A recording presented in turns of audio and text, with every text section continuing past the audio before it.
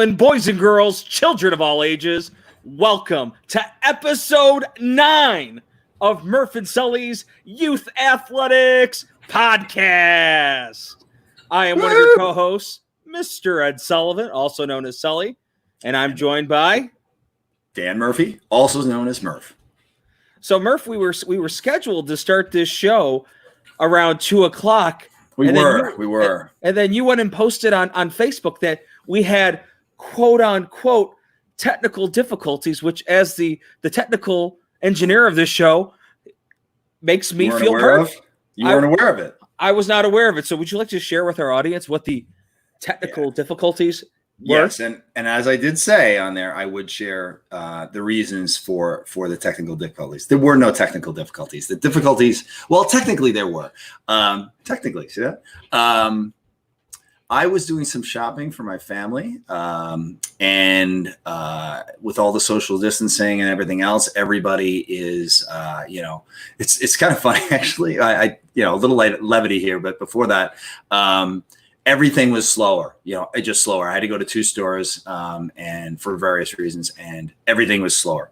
In fact, I was going to Trader Joe's, and there was a line outside, and they were distancing, and all good stuff, but it's just kind of funny. So that was the reason I was late, and I was just like, I don't want to rush it because this is, we want to put out a quality podcast, right, Sully? Absolutely. That's why we're all here. Yeah. So if we have to do it a little bit later, and as many of the people on this podcast know that I am sometimes late, as in all the time. But it is kind of funny when you're social distancing. I had this guy I was coming around one corner, and as soon as he saw the tip of my cart, keep in mind, he has a mask on. He leaps out of the way. And I'm just like, dude, chill out. So I don't know, a little levity, but sorry I'm late, everybody. For those of you who have been waiting on pins and needles for Murph and Sully to appear, thank you for your patience. And sorry to throw Sully potentially under the bus there. It was not his fault at all. But I will blame him for other things in other ways that usually aren't his fault anyway, so that's fine. I'm going to keep that last soundbite for future reference. But I'm telling you, the show would have added a different element if we would have had you recording the show as you're in the checkout line at Costco, jockeying for position, trying to maintain social distancing. I think that really would have added, to the show. And you know what? I'm sorry. You just reminded me of something pretty funny too. I'll make it quick. I see Steve Conroy in line. I've seen him 4 times at least in the last couple of years. For those of you who don't know, Steve Conroy is the white-haired gentleman of 3 or 4 guys who do the podcast, who do the color commentary, usually between periods for the Blackhawks. And I see him all the time in Costco. Today I saw him in Jewel. So Steve, if you're listening, which you might not be currently, next time I am going to approach you, of course, from 6 feet away, and I'm going to ask you either to be a guest or to tell the Blackhawks, let them be on there. How great would that be to have the Blackhawks be guests on here? They got nothing better to do. Kane, Taves, your future son-in-law, Kirby Doc. Yes. Yeah, there's endless possibilities there. Yeah. So, Murph, before we get into today's topic, I want to remind everyone to please like our Facebook page at Murph and Sully's Youth Athletics Podcast. Yes. In addition, make sure to listen to our podcast on Apple Podcasts or Spotify. Please hit that subscribe button so that way you get all the updates from this wonderful show. So, Murph, today we are talking about developing the individual youth athlete. We're gonna, dive into, when you're coaching a team of athletes with a wide range level of skill, motivation, and athleticism, how do you differentiate your coaching to accommodate each of their individual needs? And Murph, I've been made aware that you have prepared a statement for today's show, which I have not looked over. So thankfully I have my holy water and my mobile rosary right here next to my side. And your mute Murph button as well, right? Well. All right. Well, how did it go? Can you hear me? Yes, I wanted to. It's so.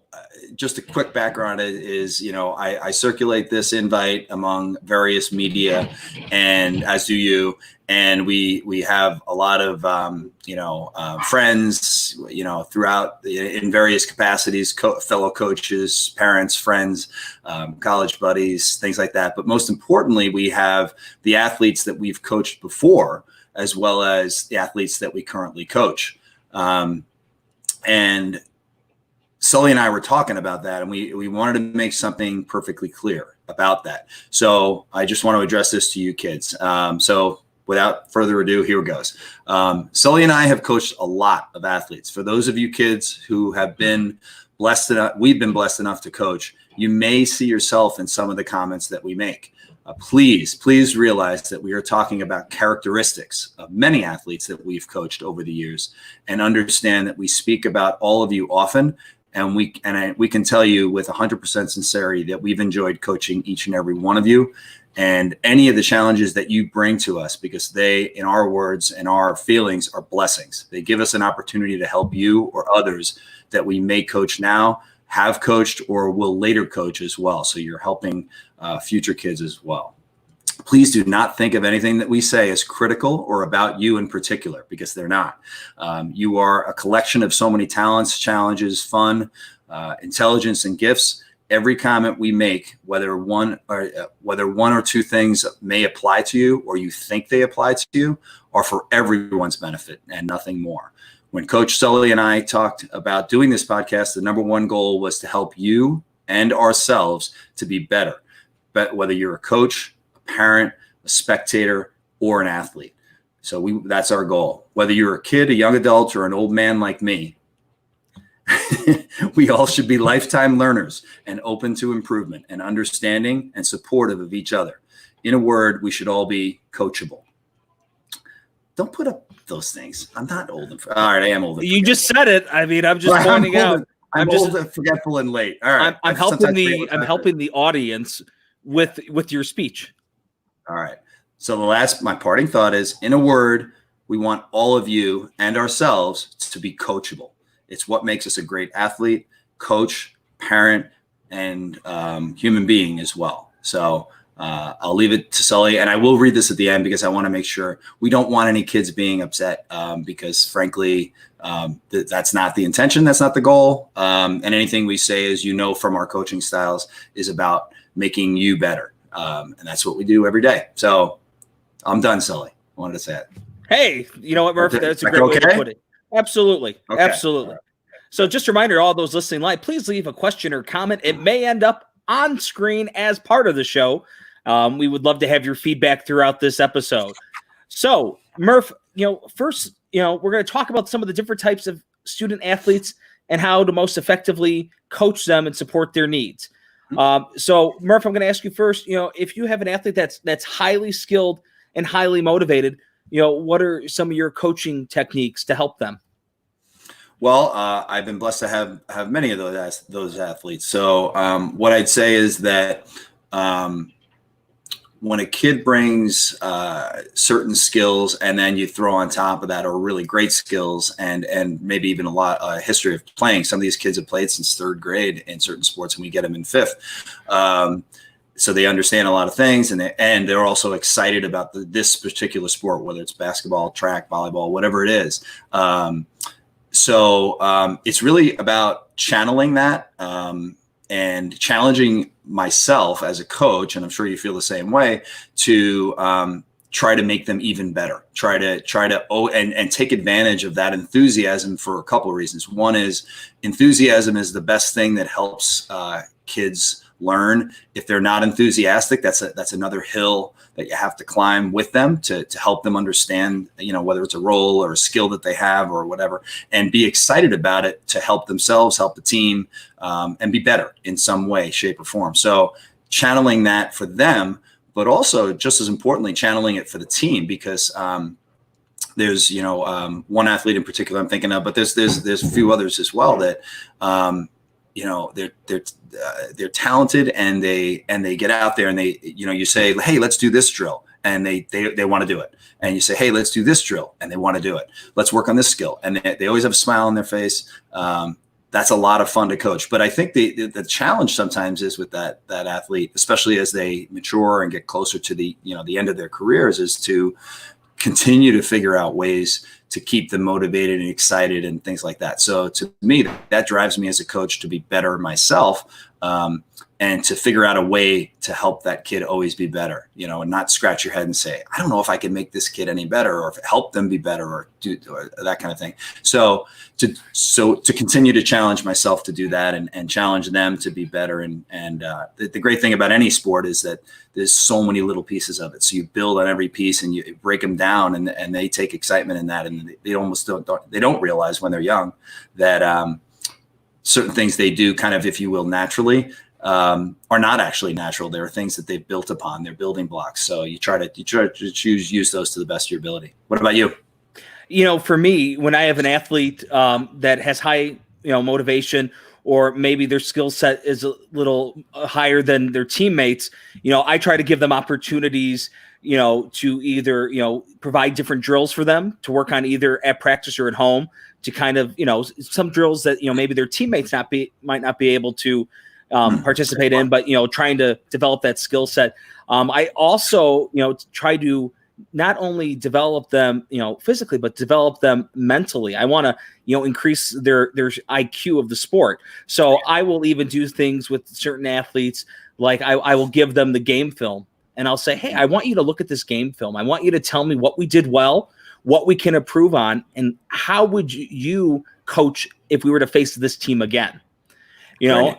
And even sometimes I'll have them talk to their teammates. If they have a teammate that may be struggling with a concept, maybe it's a play or, inbounds play, or a teammate that, just needs a little extra motivation. So I almost make them a coach as well. Right. So it's not only, trying to push them athletically, but, I want to get them to start thinking like a coach thinks, because, for me, I think of it just like when I'm in the math classroom trying to teach two-step equations. I can go and teach two-step equations, and, 55 out of my 60 students may get it, but there may be 5 that don't. Mm-hmm. But I may have another student in my class that can go and pretty much repeat what I just said, but for the other student, it'll click. I'll be like, oh, that makes a lot of sense. Yeah. So, that ends up, being able to push them to that next level, to really analyze and think of the game at the next level. That's a great thought. I think, one of the things that we like to do in practice, as you know, is pulling athletes aside individually. And it can be anything from working on a skill that they haven't mastered to teaching a new skill, like you said. So I think that's a great comment. And the other one is the ability to see the floor, see the track, see the event as a coach does. Because if you can kind of, if you will, get out of your own head sometimes and just play. And as a coach, we see that, we see that a little differently. We have a bigger and wider perspective than they do. So having them incorporate that is great. And one of the things that one of my, well, I can say her name, right? I can say her name. And I can't, all right, I won't say her name, but she'll know I'm talking about her. But, in one of the events that we coached her in track, I was having her work with some of the younger kids who were just learning. And there was I think I told her this later, but there were 2 reasons for it. One is because she had a lot to teach these kids. She had really great technique. She was really good at the event. And secondly is I knew at some point she would struggle mentally. Everybody does, right? And she was at one point, and then pulled her aside before she was about to go. And I said, she was upset about, not making a jump or whatever, and that kind of thing. And I said, what would you tell a kid that you were coaching right now if you had them, in your position and you're upset about something, you're frustrated, etc. And then she told me, and I just said, coach yourself. And she thought about it, and she's like, okay. So I think that's a great way to that you put it, is having kids, and step back from themselves a little bit, because that's very helpful in any sport or any skill, actually. Absolutely. And I think one of the things that you and I enjoy, we usually run a summer camp together, and we get to have our current athletes and some of our athletes that have graduated help us coach the younger levels. Mm-hmm. And for me, just as beneficial, as it is to coach them when they're athletes, being able to watch them start their coaching careers and then help coach them in coaching is just as rewarding because, eventually one day, whether they go on to play at high school, college, the pros, or none of the above, one day maybe they'll go and coach their kids or their nieces or nephews, or they'll just want to volunteer. So if we can give them that opportunity now, we're basically setting up the next generation of coaches, which I think is pretty cool. It is, and it's actually without saying as humbly as I truly mean it is. It's a huge. It brings a big smile to my face, when you think about a kid that you coaching. Maybe part of that was that they saw you as a good coach, but also as enjoying it. And I think that's the other thing too, is that despite whether it's, actually on some level, I enjoy coaching more when it is a struggle, because, it's fun engaging in the battle with the kid and then coming through on the other side. So if a kid can experience that, which everybody does, right? Then I think that's a really good thing. So, but seeing him coach, that's pretty cool. That's very cool, actually. Yeah, without a doubt. So what's the next type of athlete we're talking about, Murph? So we're talking about same type of level as far as highly skilled athlete, but who's not as motivated as the athlete we talked about before. What do you tell me your thoughts on that? My biggest advice when it comes to athletes that are unmotivated is you can't just make assumptions of why they don't have motivation, right? Conversation with the athlete is key, right? Getting the conversation and just understanding where they look at, the sport and what their aspirations are for the sport. Because, just because someone's highly skilled doesn't mean that maybe that they, want to play the sport at the next level. A lot of times we have athletes who, at the next level, the sport. So for example, if it's track and field, a lot of those kids, are talented at track and field, but when they get to the high school level, there's baseball, there's girls soccer. So, right, they might long-term, they might be knowing that, hey, I'm not going to be doing this long-term, but I'm here to have fun, and socialize with my friends. So, conversation is key and trying to understand their goals and how that compares with the team goals, and then being able to wrap it all together to help them get the most out of the experience, and how, and trying to get them to understand how their actions, benefit or might not, benefit the team. How about you, Murph? Well, it's a great point. One of the things I was thinking about was, all along the years, you think about all these great, whether it's baseball players, basketball players, etc., football players, you almost think of them as only that. And then, the Bo Jacksons of the world, which some of the kids are too young to remember, but, Bo Jackson was a multi-sport at the pro level athlete, which is just incredible. Matt Burns actually was a great example of that too, right? He ended up being a 400 guy, but he could do other sports, and he was actually really good at other sports, and actually didn't even prefer track and field, even though that was what he pursued. And it was his level of excellence that came through. So the biggest one for me was Tiger Woods. Like, I'm thinking, Tiger Woods is awesome at golf, but never really thought of him in any other ways. And then I hear that he plays, he's played a lot of pickup basketball with Michael Jordan and other people like that. So it's kind of cool. So in the end, a lot of these people who are great athletes who may not like this sport that you're coaching them in currently the most, that's the thing that they have about them. They have great athleticism and they understand certain things. So as far as a kid who isn't as motivated, I guess what I would say is that getting them to see the talent that they're blessed with, and on some level having them not take it for granted, if you will,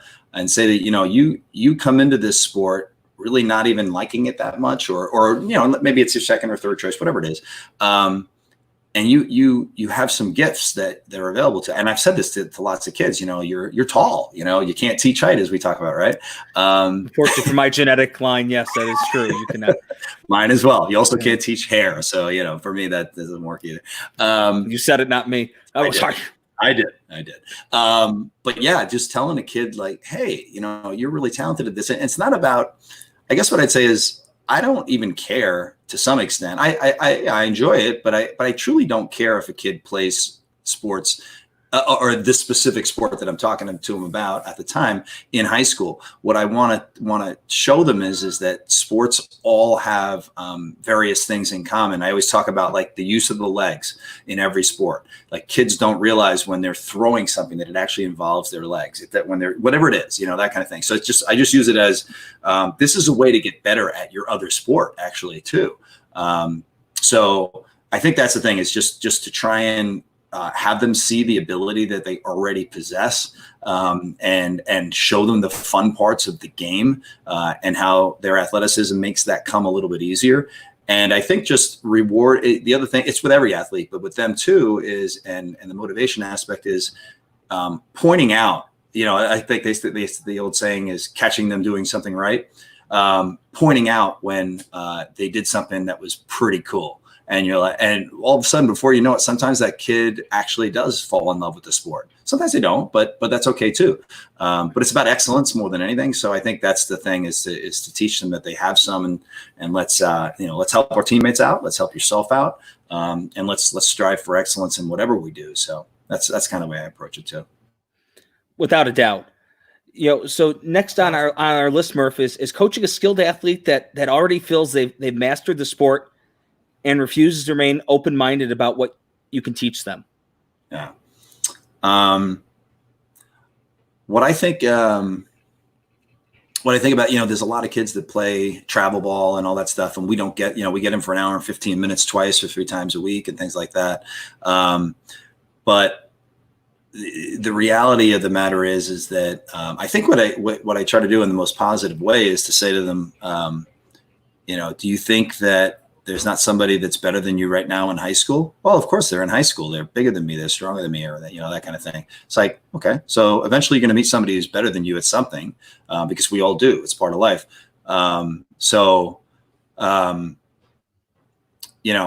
Be humble about it. And I think I think humility is the best thing taught by example.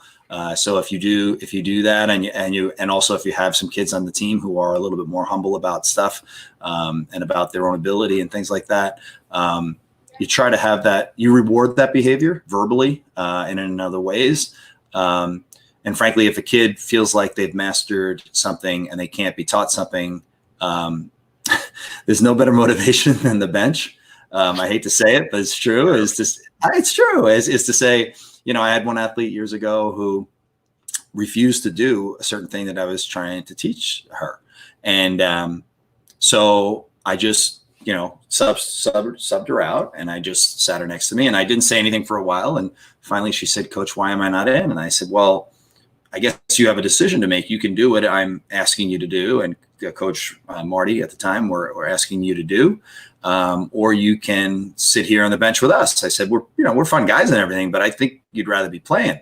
And then I remember her going out and doing the exact same thing. And then we pulled her and sat her down next to us. And then that ended pretty quickly. So, and that person actually became a better team player. So yeah, I think it's not that hard sometimes to do that. It's just like you said. I think it's a really, really good point. It comes through conversation. Kids surprise me all the time with the stuff that they say, and most of the time it's just they say stuff and you're like, it just makes you laugh. Like I don't know, just all this stuff that they say. And when you're asking even a serious question, you will be. I'd say 80% of the time, I am at least slightly surprised by what they say. If you ask them what's going on, they say, well, something happened at school, and you're like, oh, I wasn't really thinking of that. I thought I was just running a crappy drill, So yeah, like you said, it's all about conversation and asking them questions. Being open to them, treating them like like a little kid, because some of them, they're young, but they're not. They have very active, intelligent, creative brains. In fact, when we get older, sometimes that part of us shuts down. So it's good to ask a lot of questions and learn from them. Absolutely. And I would say that, when it comes to those that have, feel they've mastered the sport and trying to keep them open-minded, a lot of times, especially if you don't have assistant coaches, say you're coaching by yourself, your voice is the voice that they keep hearing. And, I'm a big believer that sometimes they got to hear a different voice. And, I look at it as my personal responsibility trying to ignite a spark, to wanting to learn, right? So it might not be through my words, but it might be, okay, guys, we're going to go watch the local high school varsity team play. And by watching them play, that then sparks that, oh, wait a minute, how did they do that? And then you go and explain, or what kind of formation was that, that they just set up, in explaining the game through that lens, right? So it might not necessarily be what I'm trying to teach them, but I'm having them look at other things to try to spark that curiosity, ignite, that desire to learn. And in the other regard is sometimes, you have kids that might, go in one ear out the other. And, I know a lot of times people will say it's, oh, you're putting kids in position, you're setting them up to fail. And a lot of times it's not setting them up to fail. It's setting them up to learn. Right. Yes. So you're trying to put them in a position where they come to the recognition of, oh, that's what coach was saying. And, when he was referring to practice about a particular topic. Or it might even be a teammate that comes in and say, hey, so-and-so, this is why coach has been stressing, this so much. It kind of opens up their thinking. So and I think that comes back to the differentiation piece, just like when you're in a classroom teaching. It's not one size fits all. You have to come up with different methods that best fit the needs of the kids. Yeah, that's a really good way to put it, actually. Really good way to put it. It actually kind of leverages into the next question we have anyway, to some extent, is the athlete who doesn't play as part of a team or within the team mindset. And I think we've already, I think covered that a little bit. But yeah, I think that's what are your thoughts about, incorporating them, not just teaching them through, like you said, whether it's mistakes or, we both agree, we don't put kids in positions to fail. We put them in positions to succeed or to learn, and then show them what, it's say, this is why this happened, because, and it doesn't have to be like you refuse to listen or that kind of thing. It's just, you haven't mastered this skill yet, or whatever it is. You can say it from a positive standpoint always. So, but yeah, so what are your thoughts on incorporating that person to within the team? Because sometimes teammates recognize that too, and they don't really like it either, right? It goes back to our last episode when Teddy was on talking about team culture. It's about setting those expectations right at the beginning of the season and having your practices, your meets, or your games. Everything has to reinforce your culture, right?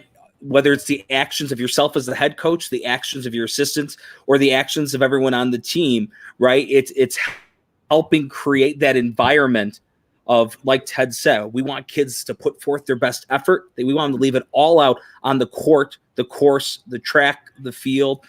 And we want, teammates to ultimately, if they recognize that a teammate maybe isn't following that lead, or maybe they're putting, the team before themselves, it's that, and Don Kraus, who, is a big coaching, mentor for me, he said it best, you can pick a leader or a captain, but, it's the kid has to step up and, decide if they want to be a leader or not. But if you have those cultures like that Ted has established and that we have established, that leadership just oozes out from the experiences and the repetition that comes within the culture. How about you? What is your recommendation on that? Well, I think, like you said, I think there are leaders by example, and I've been blessed enough to have kids who, the kids who are leaders by example. It's fun to watch them because one in particular, she'll probably know I'm talking about her too, is she doesn't talk much, but when she says something, everybody listens because they know that she has an approach that's she can't be stopped. She won't be stopped.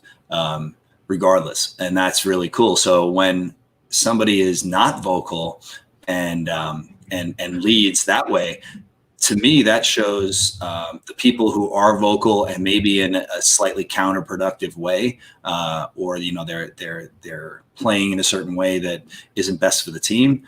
When you see somebody like the one I'm talking about, giving everything they've got and more to make the team better, eventually that rubs off. And you absolutely pointed out, much as she doesn't like it, but you pointed out, sometimes, and like even if you're not doing it to her directly, because she, like I said, she doesn't really like that. She doesn't like the accolades or personal attention, but you say it to other kids, like, look what she's doing. She's working her tail off every single minute of every single practice. And I can say for 4 years, every single minute, not a doubt. That rubs off on kids. So there's lots of different.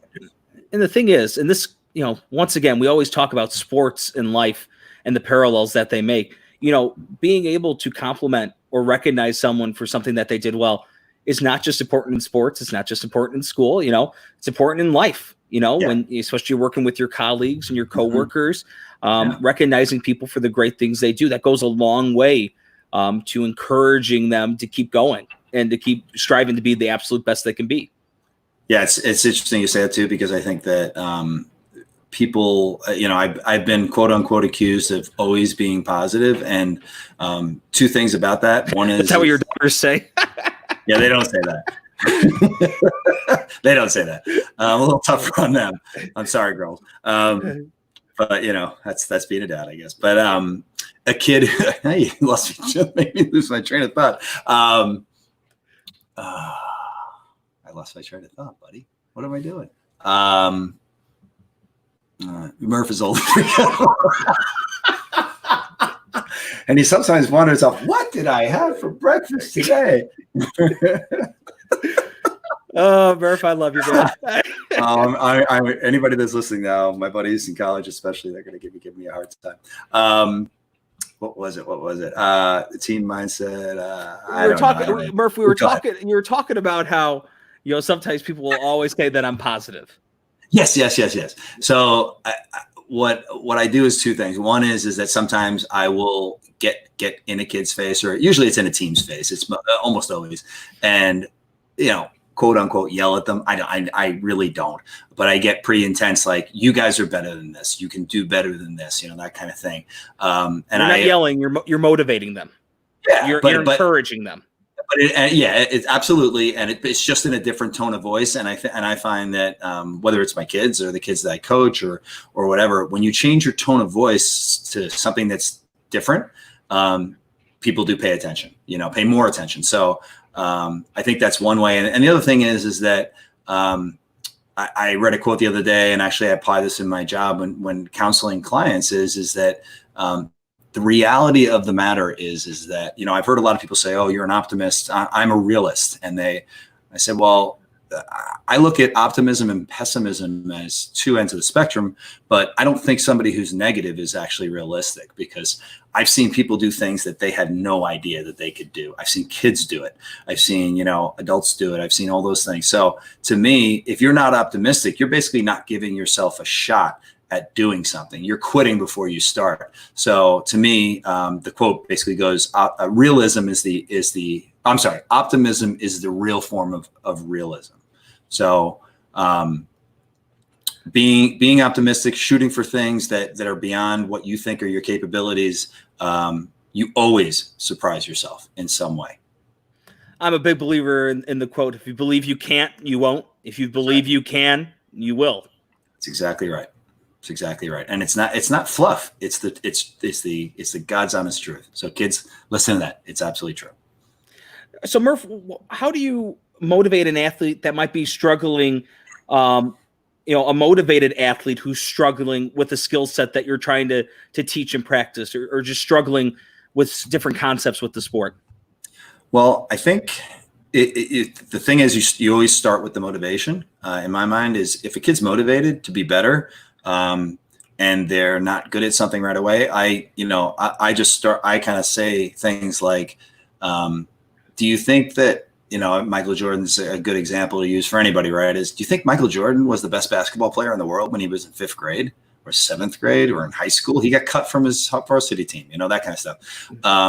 So, and the other thing is that if you've mastered a skill already and you keep doing it, you have to keep doing it in sports, right? But if you keep doing it the same way every time, eventually people catch on and that kind of thing. They learn how to defend you, whatever. Somebody jumps higher than you, whatever it may be. So you always have to be, better. So there is no pinnacle. And the thing I think that made Michael Jordan and so many other elite athletes better is not actually talent. I've said this a million times. Like, there were probably 20 or 30 guys in the NBA. Some people disagree with me, by the way, on this, but there's certainly 4 or 5 guys in the NBA at Michael Jordan's peak who were as athletically gifted and talented as he was. He just had an absolute will to win. He didn't care about failure. He fought through it. He got better. So using that motivation as a start, I tell the kid that. I tell, hey, you're not, maybe, I don't know how I phrase it exactly for the kids. It's, you make it appropriate to what they can hear. But you say, hey, you work hard all the time. When you work hard, things will come. They will come. Be patient. And I'm not going to teach you skills that you already know. We'll reinforce them, but I want to teach you stuff that makes you better. We pull kids aside all the time individually and say, you know what?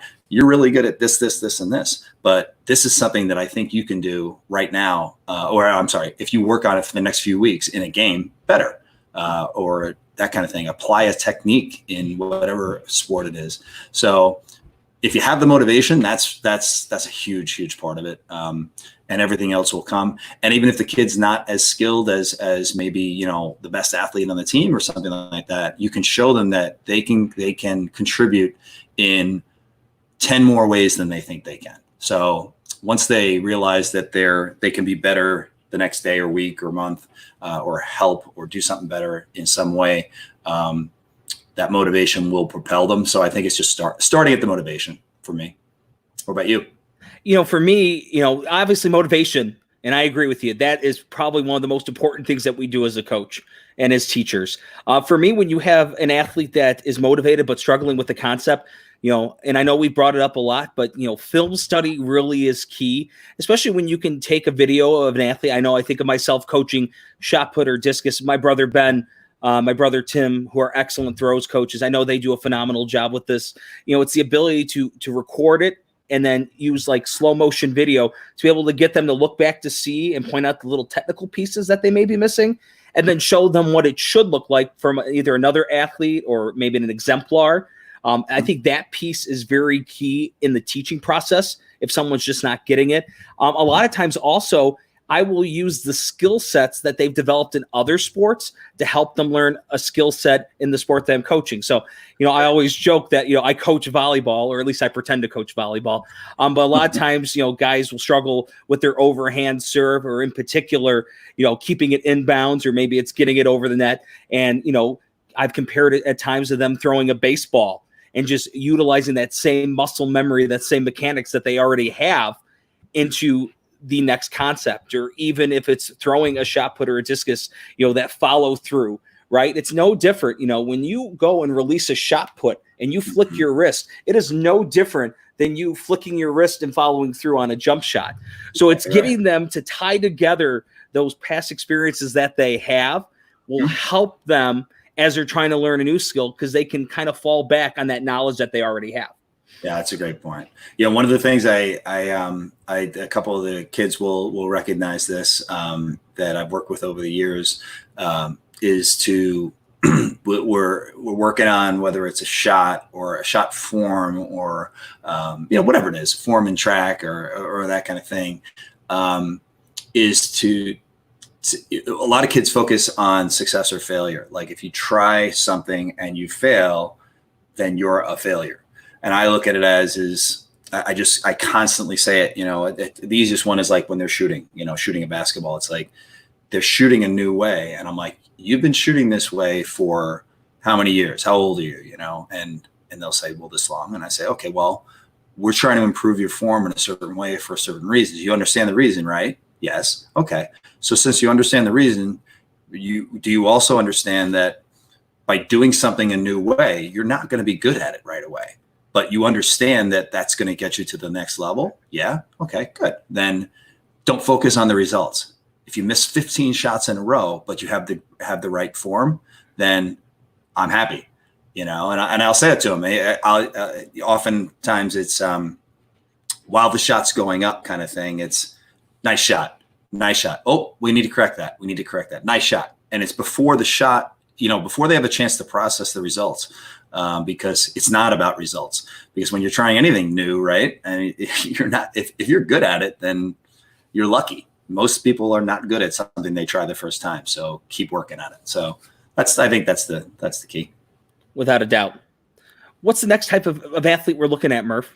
The unmotivated athlete for various reasons, but who is struggling athletically.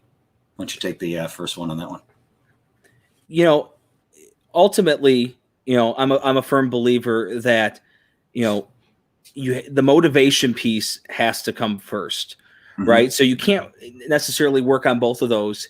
It's once again, it's developing that growth mindset, which ultimately comes back to team culture and getting them to recognize, their individual goals and the goals of the team and how we can help them accomplish both of those goals. And then once we get that mindset going, then the teaching can begin. Because if you're coming into something with a negative mindset, and I'm guilty of it myself with certain things. Sure. If I'm going into it with a negative mindset, I'm not even putting it to my potential. I'm not using my potential. I'm not using all the tools I have because, it goes back to, the mottos we threw out there. So once you can help the mindset, then you can help, get the athlete to where they need to be in terms of the skill set. Well, it's interesting you say it because I think that the delay that I caused today probably threw you off, and you were annoyed at me before. You were upset, so that probably has translated a little bit into the show. And I apologize to our listeners. Oh boy! If I like to throw Sully curveballs occasionally just to make sure that he's on his toes. Always. But he starts. Yeah. All right. He was fine. Give me a hard time, which of course he's going to do, right, Sully? That's my job. If I'm not giving you a hard time, I'm not doing my job. Yeah. I don't actually have much to add to that. I think that you're right. It starts with motivation. You know what? Yeah. A great comment just came in from Patrick McCarthy. Sully, great job with the haircut and beard trim. Hook your buddy Murph up with some anti-gray formula to balance that split screen view. That's why I love Pat. Pat's one of our, I can't wait to meet Pat one day, one of our loyal listeners, and then helps me throw it back to you so that you're on your toes. Yeah, he's my friend. That's right. And he has as much hair on top as I do. So, Bald is beautiful, Murph. Bald is beautiful. So to Eddie V out there, this is going soon because the gray is too much. I'm not that old yet, but go ahead. I'm sorry. So Murph, how do you coach an unmotivated athlete that is struggling with the athletic concepts? I think, like you said, I think you nailed it. Is you can't do anything well if you have a negative mindset going in. So I kind of start with humor. I try to make them laugh about certain stuff and that kind of thing. And I think if you can kind of lighten the mood a little bit with them, then maybe that takes the edge off the negative mindset. And I think the other thing kind of after that is, how would I say it?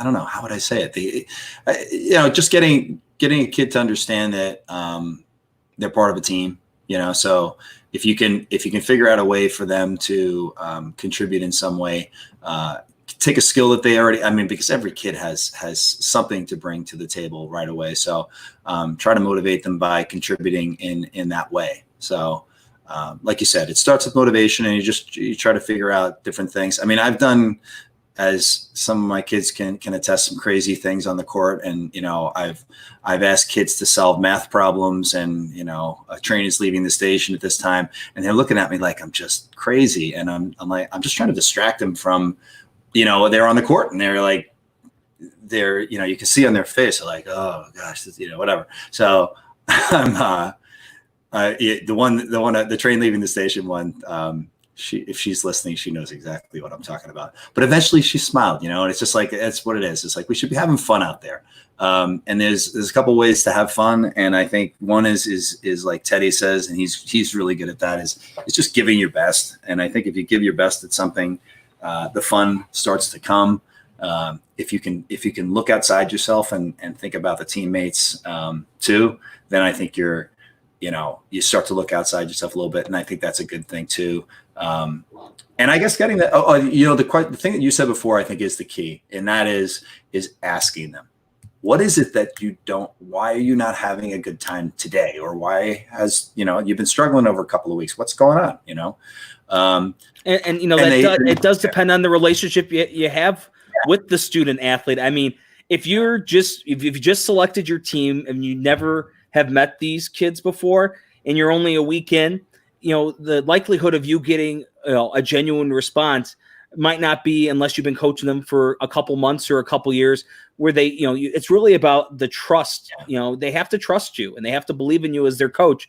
And then if you form that relationship, you're going to get, a good, genuine conversation. I agree. That's a good way to put it. It starts with the trust, and you have to build it over some time. The great thing about kids is that they tend to be pretty trusting overall, even if they come in with a negative attitude. I think if you can show them that you care, then you'll eventually earn the trust. So, without a doubt. So Murph, this next question is, you were supposed to ask it, but I think you're really good going first on this topic. Coaching an athlete that might be, angry or frustrated, about something that's upsetting them, whether it's not, making the team they wanted to make, whether that's not making the team at all, or maybe making a second level team instead of the first level team, or, a kid who might just be down on him or herself. How do you coach those athletes? It's I would say it's tough, but in the end it's rewarding. I have one of the kids that is an 8th grader now who towards the end of the season at the Blackout actually handed me a really, really nice note about having not made the team in her second year after having made it the first year. That was really hard. She's a great kid. She's an awesome kid. I like to call her an old soul. So she's a great kid. And she wrote me a note and basically said something to the effect of, I was just really disappointed about it, but you helped me to work through it, I guess, and to understand that I can still, contribute and do good things and that kind of thing. So I think it's just, I think the first thing it starts at is when a kid's disappointed about something, don't sugarcoat it and don't gloss it over. Like, acknowledge it, because they're, even if you think they're wrong at first, for whatever reason, that not making teams is pretty straightforward. But if it's, if they're upset about their performance in a game or whatever it may be, say, you're not going to have a great game every single game. It's not possible. Even the best players don't do that. So it's okay. Don't worry about that. The key is that you keep trying and that kind of thing. So I think, again, it boils down to what we talked about before. It's about the trust thing.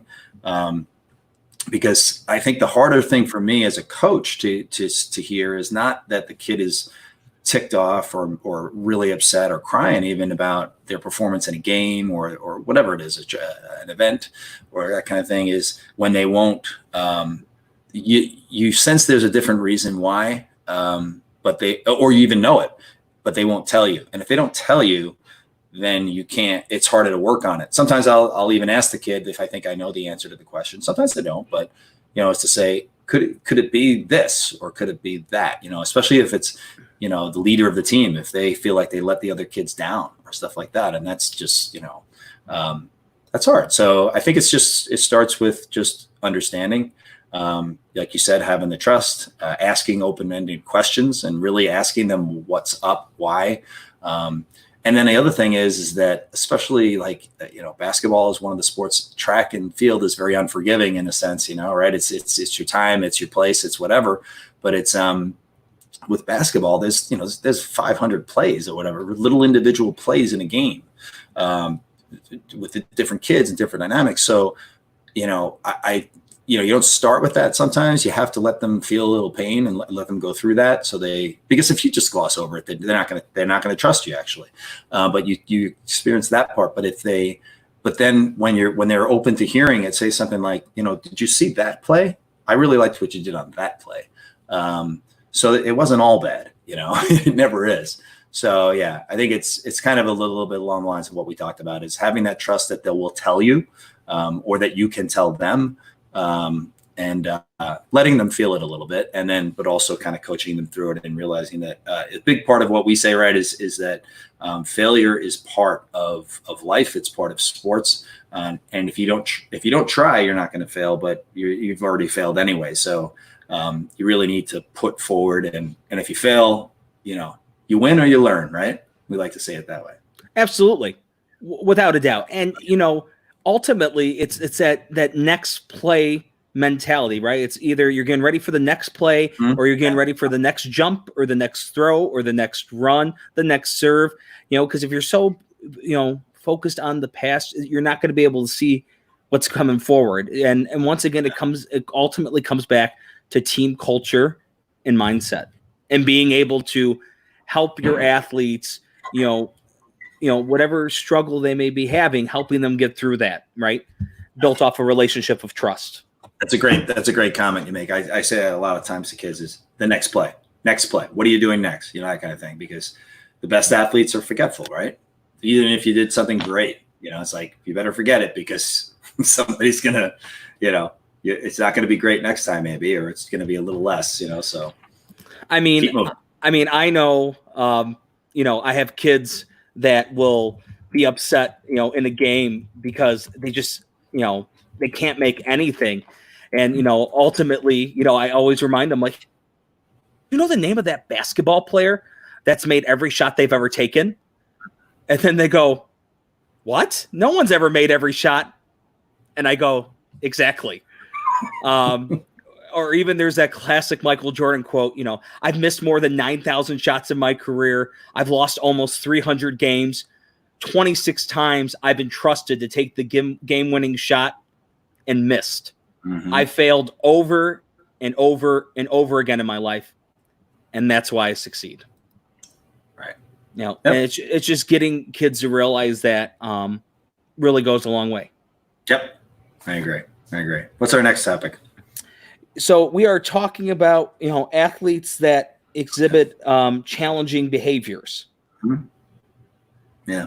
So, that could be, incorporating into the team or teammates' cooperation, understanding, support. So, an athlete that might be, maybe trying to push your limits as a coach, right? Mm-hmm. Trying to test you, or maybe might not be creating the most positive relationships with their teammates. Yeah. So how would you handle that, Murph? Well, there's, like you said, there's a lot of different ways that's displayed. There are certain kids that have, actual, certain issues that you have to work through. There are kids, they're literally issues that you and I coached a couple kids together that there were things that they, on some level, it's like they can't help it. So you want to be understanding of that. You want to show them where they can contribute.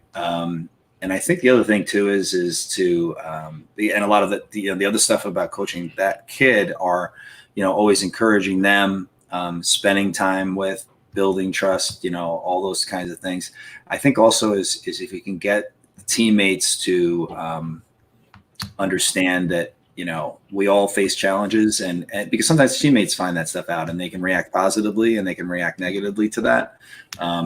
Trying to get them to understand that, if it's that situation where, kids are just, it's their frustration talking, or there's some type of issue or whatever, trying to get the other kids to understand, because if they understand, then that gets them closer to supporting. And if they support, then that kid's gonna be in a better position to succeed. If it's just stuff that's behavioral or stuff like that, I think there's lots of different ways to handle that. Sometimes it is just putting them on the bench with you and saying, hey, you can do better than that. I don't want you to do that in front of your teammates. It looks to them, it makes you look bad. It makes them look bad. I had a situation like that this year, and it was tough, and actually I have to say, and my kids, they heard me say this, and I think that's part of building the trust is, I told them I kind of messed up in handling that situation, frankly. And I told them I told the kids that were if you will, the offenders, and the kids that were affected by that. And, I think telling them that you're not always perfect and things like that, most of the time we are. But, as a coach, you have to be willing to admit when you make a mistake as well, right? There is nothing that will, have a kid lose more respect than you when you try to justify making the wrong choice or making a poor decision, right? Because then you're setting them up to, we always talk about it. If I'm going to yell at the official, my kids are going to yell at the official. Right. So if I take extreme ownership for my mistake, they're going to end up taking ownership for their mistakes, or they're going to take ownership for other, things that may happen throughout the course of a practice or a game or a competition. Yeah. Well, it's funny. I had a couple of kids who, at the end of it, like you get some nice notes and stuff from kids, and some of the comments they make are kind of funny and cool in a sense too. But like I know that I was a pain this year, or I know that I sometimes didn't, I goofed off or stuff like that. That to me like brings a really big smile on my face, because they're showing me respect, that they realize that they bent the rules a little bit, or they didn't show up always with the best attitude. But to me, that proves that they actually have grown. They've shown that, hey, sometimes I'm a stinker on the court, or whatever. I give you.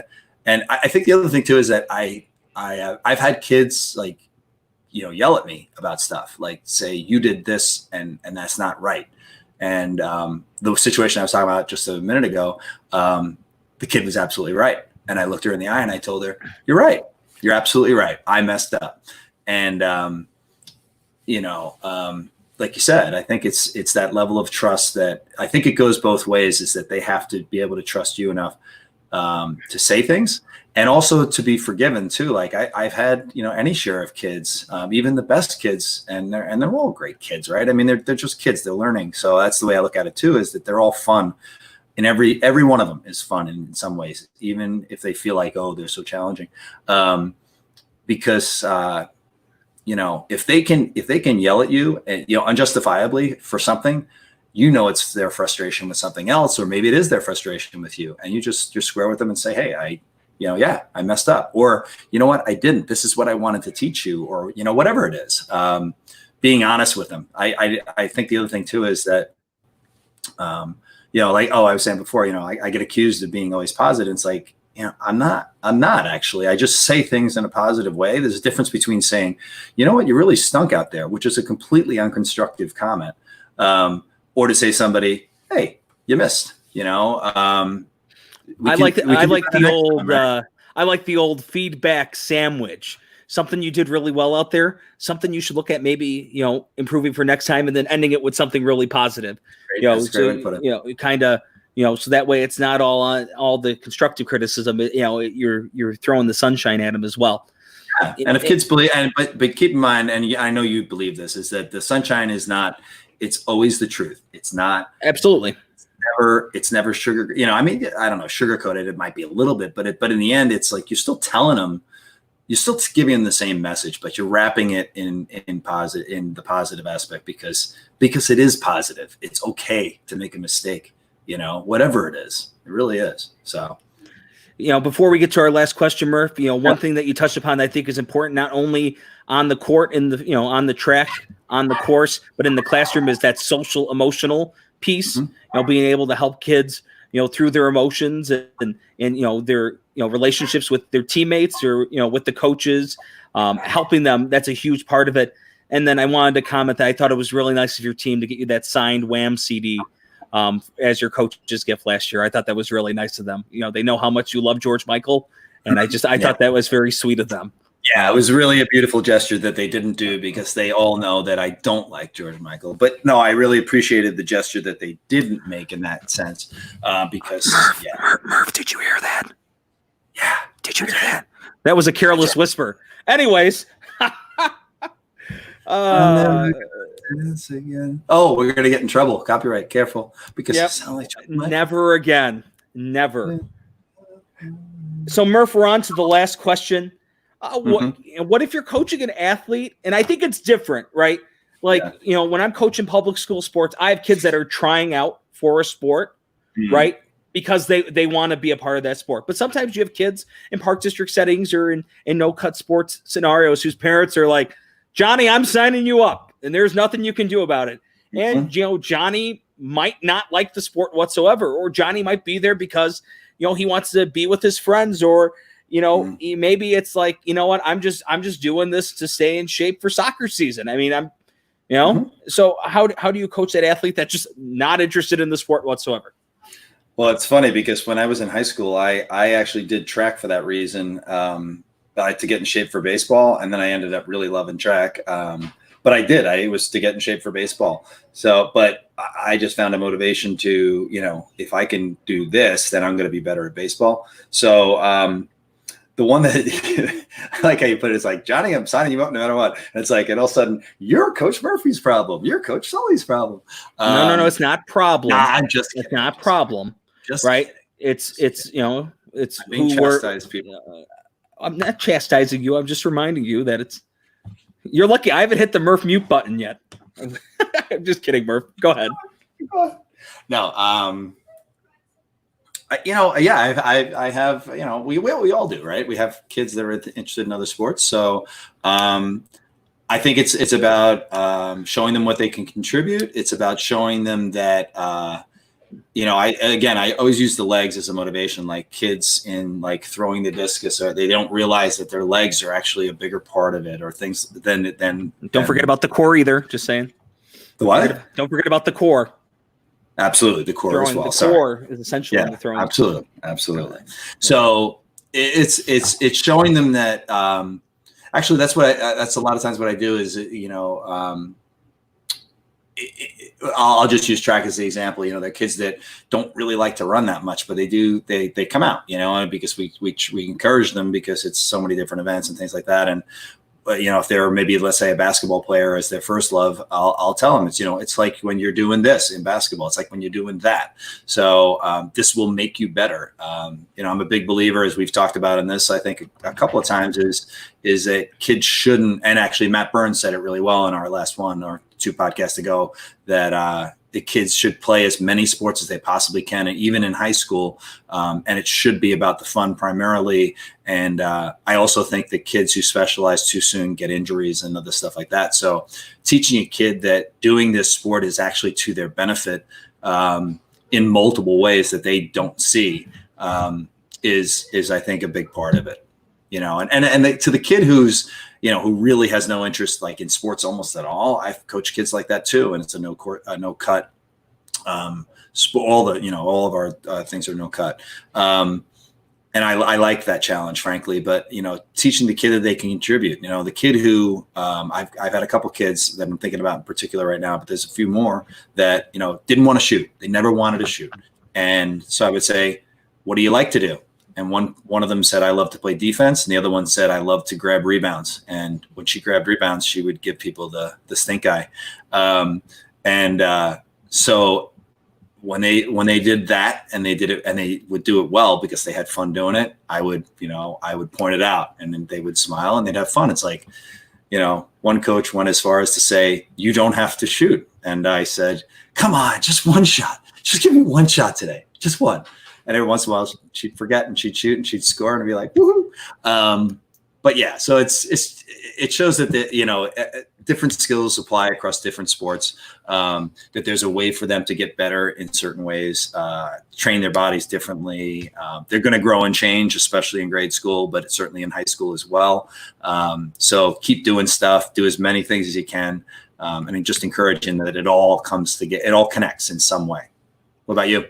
For me, at the end of the day, it comes down to the communication you have with the athlete, the relationship that you form with them, and the team culture. And I think in every scenario we've talked today, those three things are probably the most important, no matter what type of athlete you coach. And it's your job as a coach to be able to recognize that every athlete is different, and and some have similarities, but every single one of them is differently.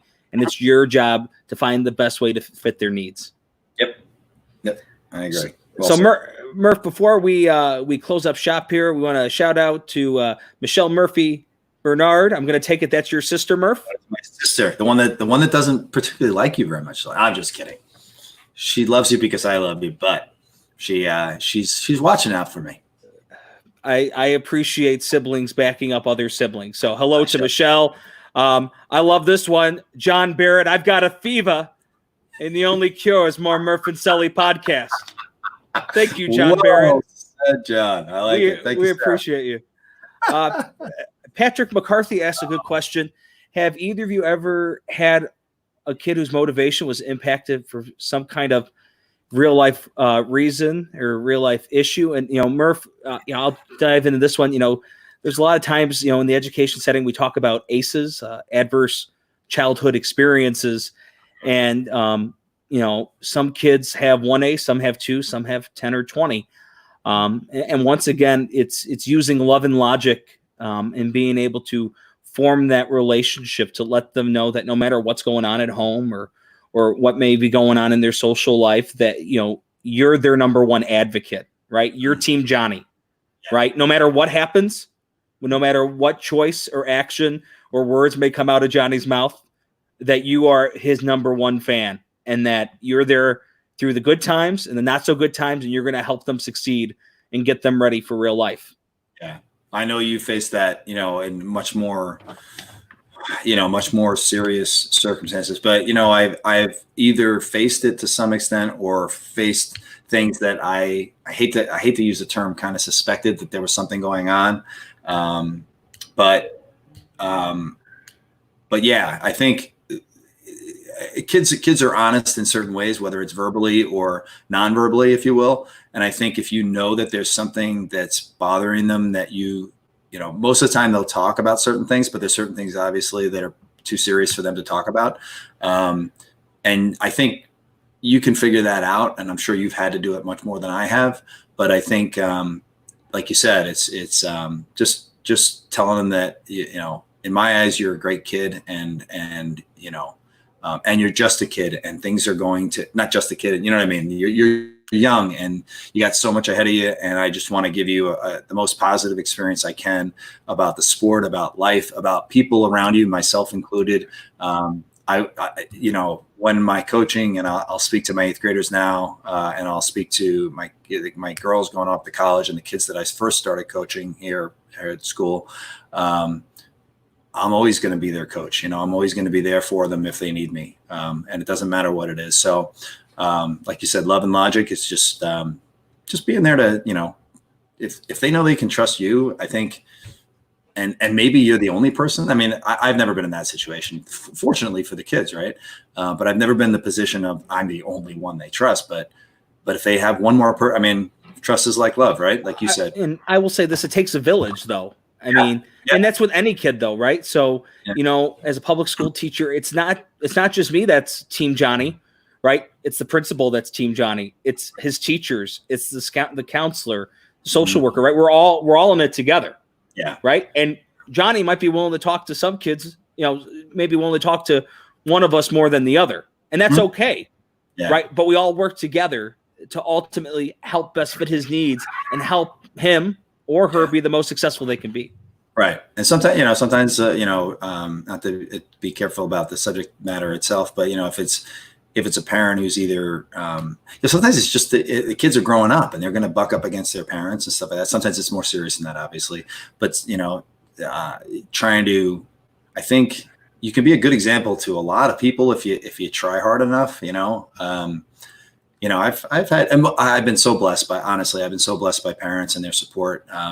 But occasionally there's parents that aren't as supportive of what you're trying to do. And I think by just continuing to pound the message of positivity, and potential and the fact that they're so young, it seems like 5 years ago that I was playing Little League baseball. It really does. And to know that I still have that little kid inside of me, it realizes that little kid has, a 40, 50, 70, whatever year old person in them too, that, I'd like to think myself or other people that support and love them around them, give them. So, if you can have an impact on a kid, that's why we do it. Right. Absolutely. To help kids in some small way, whatever we can do. So good question, Pat. You're making me cry, man. Oh no, Murph, we can't have you get emotional right now. I don't have the virtual Kleenex right by me.